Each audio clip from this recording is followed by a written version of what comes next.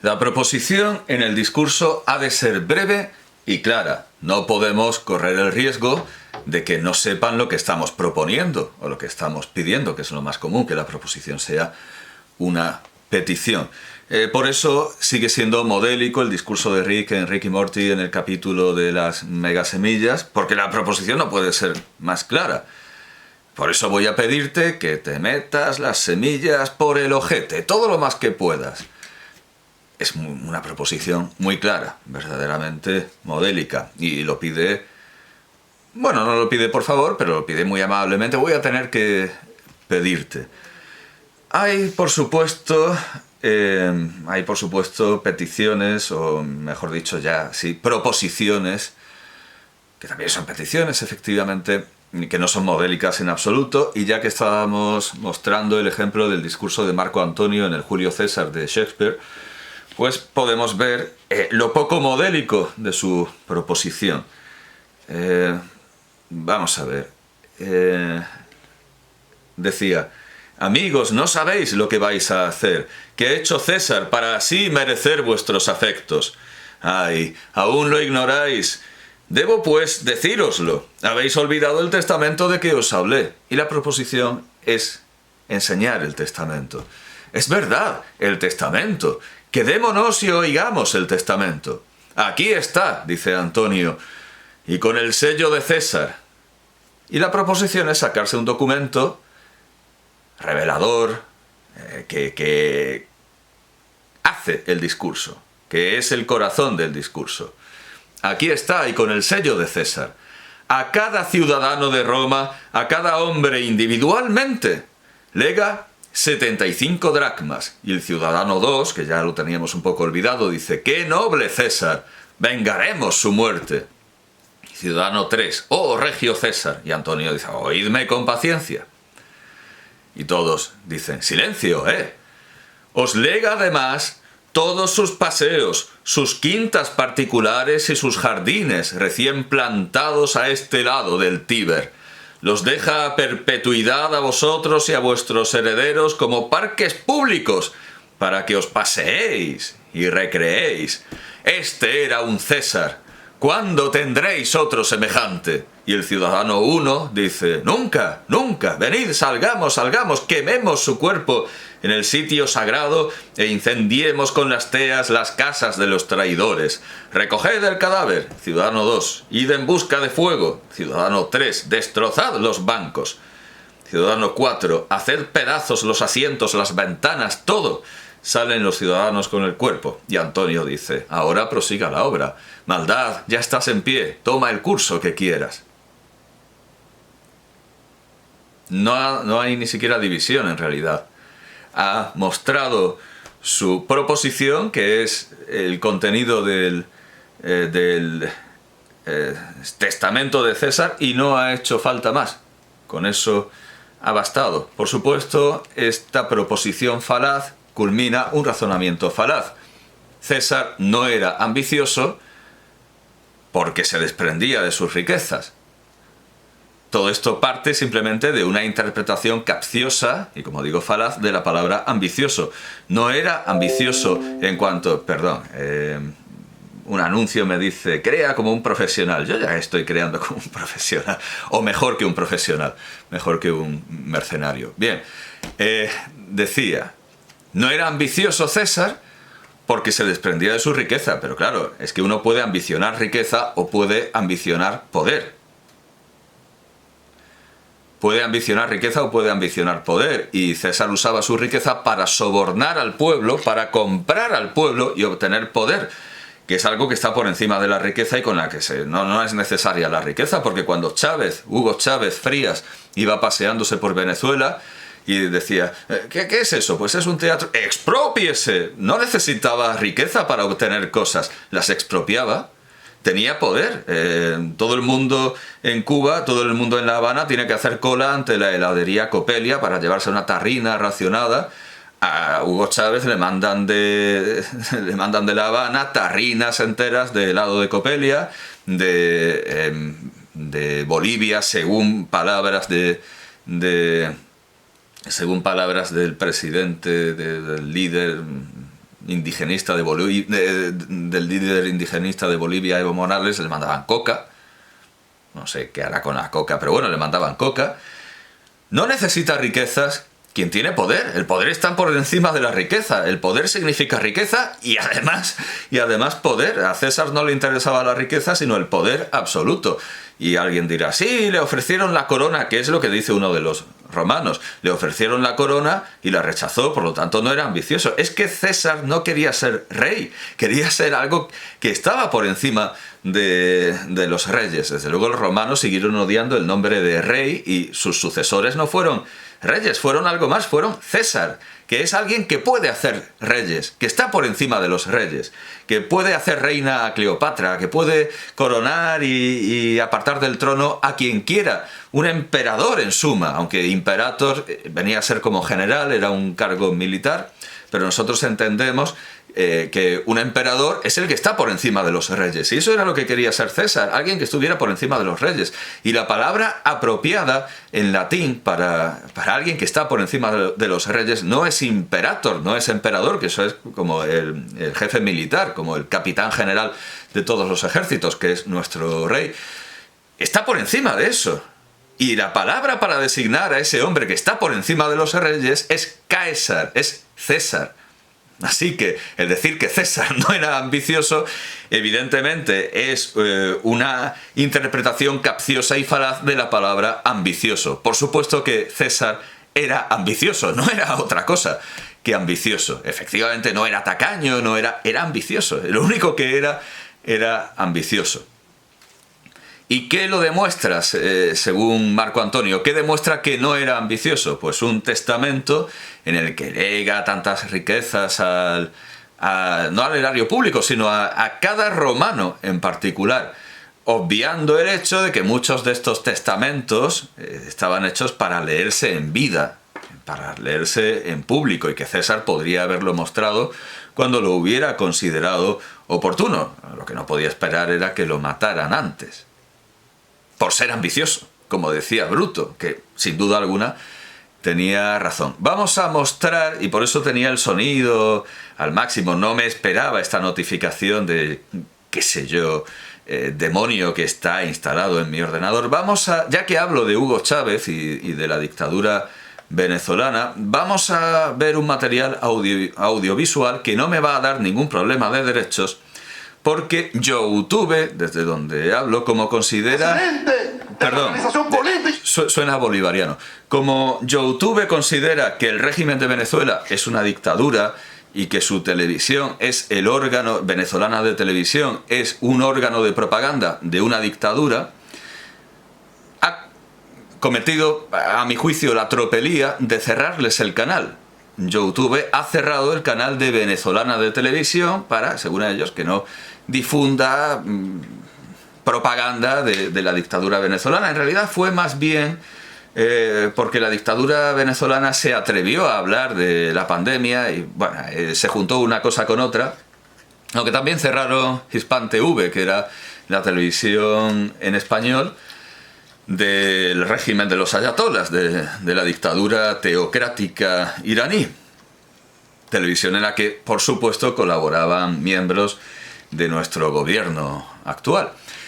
Bien, pues vamos a ver un ejemplo de una de estas proposiciones tramposas como las de Marco Antonio, que no consisten en dar una razón, sino en sacar, en inglés produces, dramáticamente, saca dramáticamente un papel, en sacar dramáticamente un papel que según ellos ya termina con cualquier posible discusión, argumentación, contraargumentación. Ese documento que se sacan es una razón potentísima, es la última ratio regum, que era lo que llevaban los cañones, la última razón de los reyes que llevaban los cañones de Luis XIV. La última razón y de otros reyes. La última razón de los reyes es ya el argumento potentísimo, adamantino, indestructible. Se sacan ese papel y ya ha terminado todo. Vamos a ver un ejemplo de proposición que consiste en sacar un documento. Lo vamos a ver en la Asamblea Venezolana. Está hablando el diputado de la Asamblea Nacional, Pedro Carreño, el diputado bolivariano Pedro Carreño. Ha sido auténticamente un lapsus. Yo sé que hay gente de ingenio muy bajo y vil que creen que es muy gracioso llamar a nuestro presidente actual, Pedro Sánchez, Perro Sánchez. Con eso ya creen que tienen igualmente un argumento potentísimo. Bueno, con eso lo han destruido. O llamar a su mujer Begoño. Bueno, ya está. Con eso se creen en la cima del humor. A esta gente hay que quererlos más. Los pobres se creen que siempre y cuando no alcancen el poder, claro, porque entonces sí que estaríamos perdidos. Bien, pues un ingenio parecido demuestra Pedro Carreño, diputado bolivariano, y vamos a ver su discurso. Pero por supuesto, como ya hemos tratado de la narración y de las falacias de la narración y también de las formas impropias de la narración, que son los improperios, vamos a centrarnos en cuando se saca su papel, y con ese papel que se saca, esto dura unos 3 minutos, con ese papel que se saca cree... Ah, no, dura 7,28, entonces, bueno, da igual. Pero lleguemos a ese momento en el que se saca el papel y... vale, yo creía que esto duraba menos, pero bueno.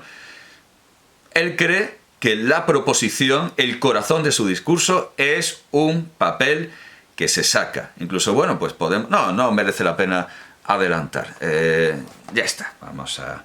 Y ni siquiera tuvo las bolas de pararse a defender su organización. Sin vergüenza, cobarde. Pero es que esa organización y sectores de la derecha reaccionaria venezolana evocan a Joseph Goebbels, el ministro de Información y Comunicación de Hitler. Él trabajaba bajo 2 aspectos fundamentales.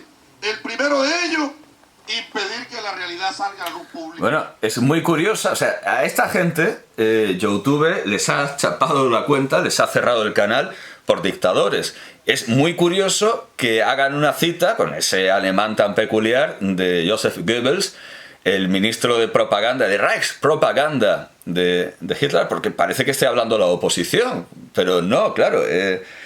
en su cabeza los dictadores son los otros. Y el segundo, convencer a las masas a través de propaganda de lo que ellos quieren saber. Y para eso han llegado al extremo de utilizar las redes sociales. Y ellos entonces utilizan su propaganda para presentar a Mardo, para presentar a Caldera, para presentar a todos los que tienen pruebas, convictos y confesos corruptos, como santos, castos, puros e impolutos varones. Y ahora, entonces apelan a que tienen hijos. Dios guarde a Venezuela que un hijo de un venezolano siga esos malos ejemplos. En ese orden se manejan ellos. Y ejemplos tenemos muchos. El compañero presidente de la Asamblea Nacional retó al choro de Julio Borges, al capo de Julio Borges, y le dijo que se presentara en el Ministerio Público y llevara pruebas. No solo no fue porque no tenía pruebas, le faltaban las pruebas y le faltaban las bolas, Diosdado. Le faltaban 2 cosas, las pruebas y las bolas, porque parece ser que a los hombres, para ingresar a Primero Justicia, primero los castran. Pareciera ser que es un requisito para ingresar allí. Puros eunucos, no solo castrados, sino también eunucos mentales. Ahora, yo le voy a decir lo siguiente, ellos hacen sus montajes. Yo tengo un ejemplo para no utilizar a terceros, aquí tengo un ejemplo. El candidato de la derecha, el candidato perdedor, publica en su Twitter: corrupción roja es que Pedro Carreño ya ha sido votado de la FAN por estafa grabada, y coloca corrupción Votado con roja, B, echado. aquí, camarada, y coloca su cuestión. Yo estoy seguro, compatriotas, que cualquiera pudiera creer que eso es verdad. Y yo le respondí, sencillito, aquí, y le puse: mira, vago, te lanzo un reto. Si tú en un mes presentas una prueba, yo renuncio a la diputación. Y si no, tú a la gobernación.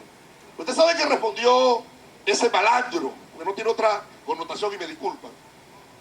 Mariposón, petimetres y lechuguino, les decía a Henry Ramos, o sea que ya sabían por los caminos que andaban hace mucho tiempo, Acción Democrática. Ya sabían que andaba Primero Justicia. Aquí respondió: águila no caza mosca. Primero, Qué falta de originalidad cuando es una palabra de una frase de nuestro comandante infinito. Pero segundo... Bueno, evidentemente esto es una locura desproporcionada, es un lameculismo extremo. Se cree que el adagio latino Aquila non capit muscas, que por cierto acabo de buscar en la colección de Erasmo y bueno, parece que... bueno, he hecho una búsqueda muy rápida, pero parece que no lo recoge, porque la única águila es águila entre las nubes, pero no Aquila non capit muscas. Bueno, dice que esto es una cita de Hugo Chávez. Bueno, esto demuestra ante todo la incultura del diputado de la Asamblea Nacional, porque la única vez que lo ha oído es en boca de Chávez, porque no ha leído nada, no ha visto nada, solo conoce lo que sale de la boca del comandante infinito, como el Dalai Chávez, el Chávez oceánico. Bueno, pues se cree que Aquila non capit muscas es una frase de Chávez. Pero segundo, él tiene que responderle al país porque él hizo una acusación. En cambio, cuando la revolución ha hecho acusaciones, de marzo se presentaron los cheques, de la fiesta rey, de este malandro, Oscar López Colina, aquí están las facturas, aquí están las facturas. El problema no es la inclinación sexual, el problema es que tienen una vida oculta y la vida privada de los hombres públicos deja de ser privada cuando impacta al colectivo. Y surge un interrogante entonces, ¿qué pasará con estas personas que llevan una vida oculta en el manejo de los asuntos públicos? Por eso es que hay que desenmascararlas a esas personas, para que no sigan en el manejo de los asuntos públicos. Y es tan grave el caso, que el mismo candidato a la derecha, para lo que dice que quieren pegar por tercera persona, cállate Mazuca, el mismo candidato a la derecha, acerca la cámara aquí hay un acta policial de un policía, inspector jefe Teodoro Hernández, que hay que protegerlo, que consiguió el día 8 de mayo del 2000 a Capriles, y yo voy a leer textualmente, hay que leerlo textualmente. Al llegar al mismo, es decir, el sitio, en la parte trasera se encontraban dos ciudadanos cometiendo actos inmorales en la vía pública. Entre paréntesis, enfoca aquí, sexo oral. Uno llamado Armando y el otro plenamente identificado como Enrique Capriles Radosky, cédula de identidad 9.971.631, natural de Caracas, donde nació el 11 de julio de 1972. Y aquí dice, el policía, que ese malandro lo trató de sobornar, y el policía con mucha dignidad se le paró y le dijo, usted se equivoca. Lo que no hizo el diputado Caldera, le dijo, yo no tengo precio, a mí no me compra. Bueno, cuando llegó a la alcaldía, para que vea el pueblo venezolano cómo actúa esta derecha reaccionaria, de retaliativa y persecutora, cuando llegó a la alcaldía, montaron al policía, le hicieron un montaje, le fabricaron un montaje y lo botaron de la policía.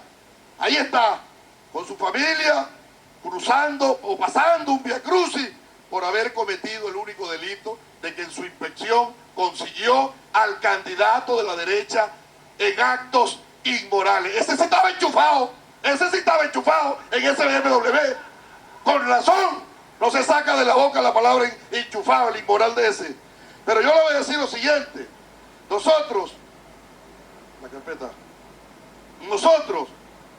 en la revolución, y lo dijo Tania, nosotros aceptamos la sexodiversidad.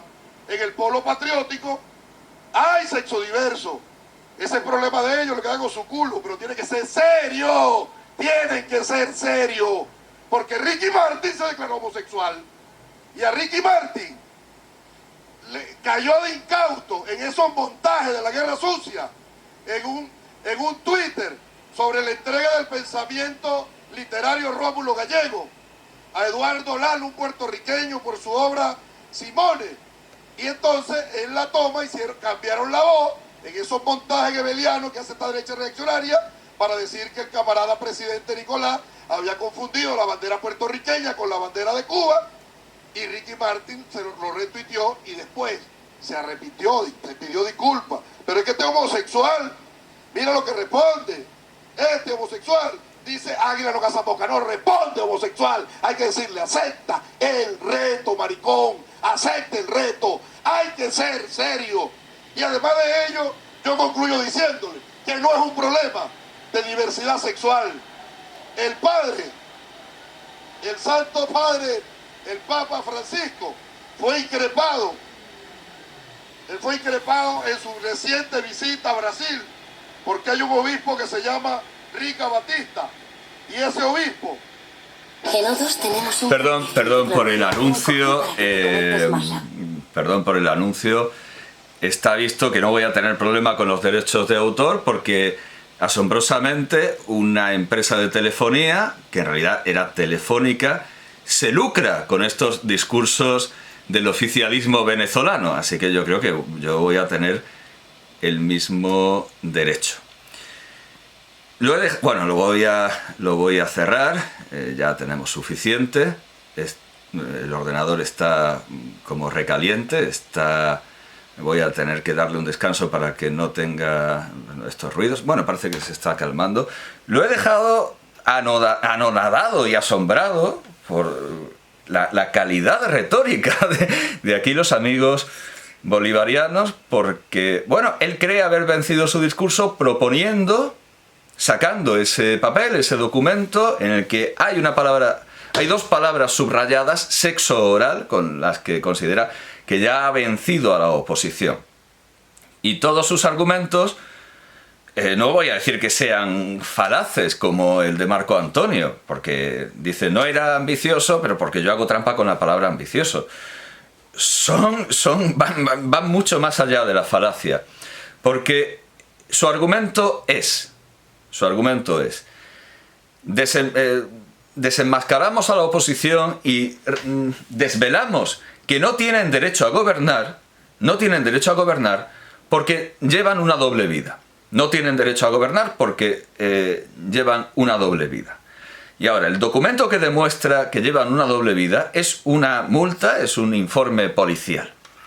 Y luego dicen que el que ha hecho ese informe policial ha sido víctima de un montaje, sin dar ninguna prueba. ¿Por qué el documento que han sacado no podría ser también un montaje? Dan un contraargumento a aquellos que planteen la cuestión de que cómo están siendo tan intolerantes. Y ellos dicen que aceptan la sexodiversidad. La sexodiversidad de los como dice luego. Durante un momento en el discurso dice que acepta la sexodiversidad, como él dice. En todo el resto del discurso considera que es inmoral, llama a ese acto inmoral,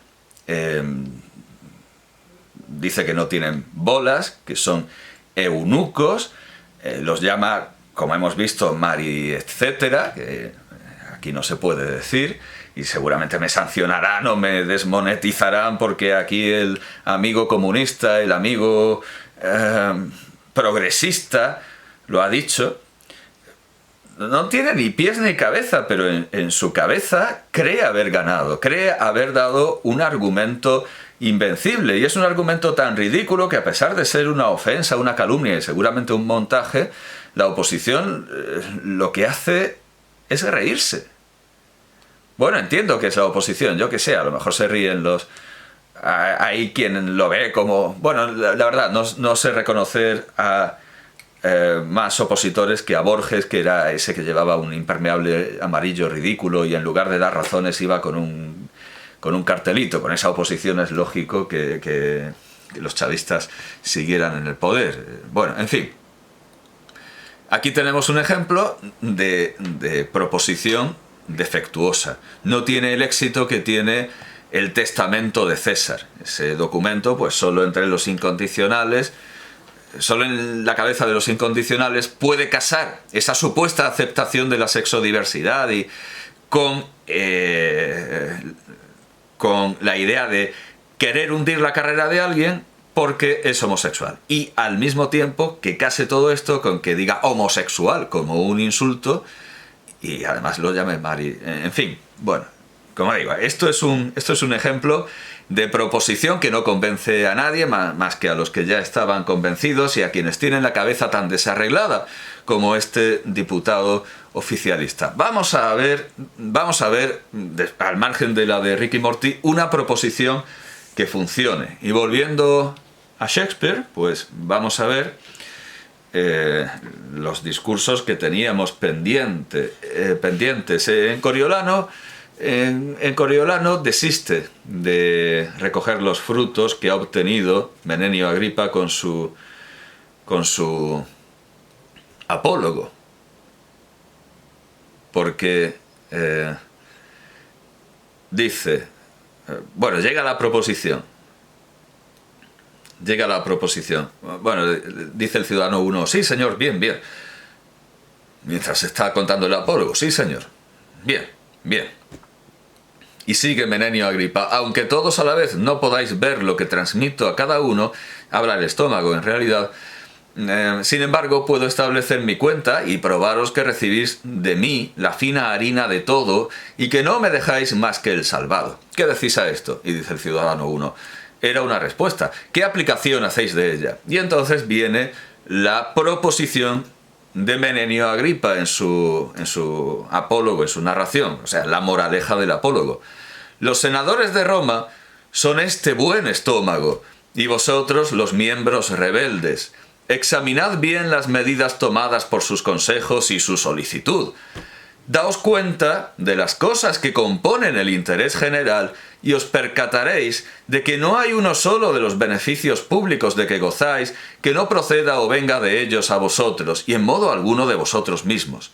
¿Qué pensáis vos, dedo gordo del pie de ese tumulto? Claro, aquí lo estropea porque tiene la proposición perfecta, nosotros somos como ese buen estómago, los senadores son como el buen estómago, pero se le ocurre interpelar al público de manera ofensiva y dice el ciudadano 1, ¿yo dedo gordo del pie? ¿Por qué dedo gordo del pie? Y dice Menenio Agripa, ya destruyendo lo que podría cosechar en una buena división con esta narración y con esta proposición. Y dice Menenio Agripa, porque siendo uno de los más bajos, de los más viles, de los más pobres de esta rebelión tan bien meditada, marchas a la cabeza, belitre de sangre la más ruin, corres delante en la esperanza de cobrar alguna ventaja, pero tened prestos vuestros palos nudosos y vuestras cachiporras.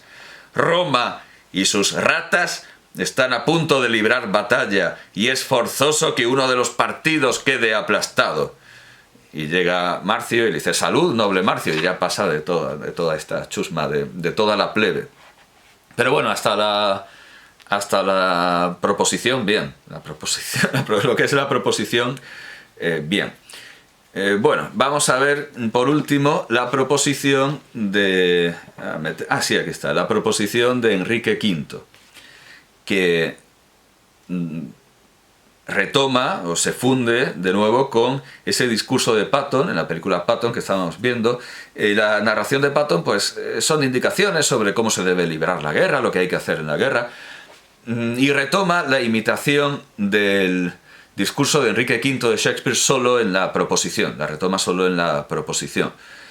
Cuando dice, así cuando os pregunten qué hiciste durante la Segunda Guerra Mundial, no tendréis que decir, señor, estuve apaleando estiércol en Alabama. Bueno, pues esto está imitado de la proposición de Enrique V de Shakespeare. El que sobreviva a este día y llegue a la vejez cada año, en la víspera de esta fiesta, invitará a sus amigos y les dirá, mañana es San Crispín. Entonces se subirá las mangas y al mostrar sus cicatrices dirá, he recibido estas heridas el día de San Crispín. Y lo demás es una división quizá muy larga para división, pero en absoluto anticlimática.